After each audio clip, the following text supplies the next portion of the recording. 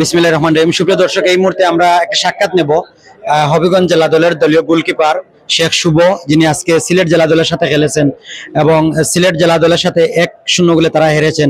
শুভ ভাই, বেড লাক। আজকে সিলেট জেলা দলের সাথে হেরেছেন। আগামী 21 তারিখে কিন্তু আপনাদের হবিগঞ্জ আধুনিক স্টেডিয়ামে সিলেট জেলা দলের সাথেই আপনাদের খেলা রয়েছে, কি প্রত্যাশা রয়েছে আগামী ম্যাচকে ঘিরে? ইনশাল্লাহ আজকে আমাদের টিম যদিও একগুলো হেরে গেছে, কিন্তু সবাই অনেক ভালো এফোর্ট দিয়েছে। আপনারা যারা মাঠে খেলা দেখছেন, আমাদের টিম অনেক ভালো খেলছে। আর 21 তারিখে আমাদের যে হোম ম্যাচ আছে, ইনশাল্লাহ আমরা চেষ্টা করবো ওই ম্যাচটা মানে যত কৌশল অবলম্বন করা যায় উইন হওয়ার। সিলেটের দর্শক তো আপনারা গ্যালারি দেখলেন, পরবর্তী ম্যাচ যে আপনাদের হবিগঞ্জে রয়েছে সেই দর্শক কিরকম দর্শকের উপর প্রত্যাশা রাখছেন? আসলে আমাদের সিলেটের মানুষ অনেক শান্তপ্রিয় এবং ফুটবলে অনেক দর্শক হয়, কিন্তু আমাদের হবিগঞ্জ স্টেডিয়াম এটা আপনারা বরাবরই ইন্টারনেটে দেখে আসছেন যে অনেক বহুল পরিমাণে আপনার দর্শক হয়। ইনশাল্লাহ 21 তারিখে দর্শকের জায়গা দেওয়া যাবে না মাঠে।